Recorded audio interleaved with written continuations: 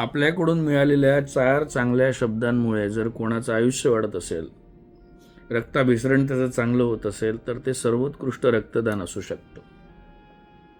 तुम्ही कौतुकाने कोणाच्या तरी पाठीवर हात लावत असाल, त्याचं कौतुक करत असाल, त्याची पाठ थपथपवत असाल आणि त्याच्यामुळे त्याला जर अजून काम करण्याचा उरक येत असेल, आनंद वाटत असेल, तर ते खऱ्या अर्थाने श्रमदान असेल.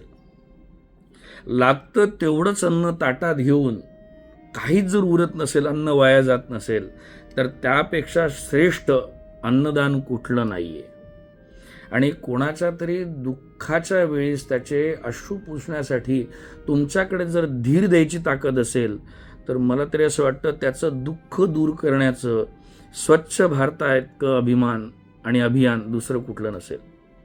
ऐसे असावे दान जे मोक्ष निधानाचे अंजन. त्यामुळे असं रक्तदान, असं श्रमदान, असं अन्नदान आणि असं स्वच्छ भारत मिशन लक्षात असू द्यावं. महाराज ज्ञानेश्वर. आदेश.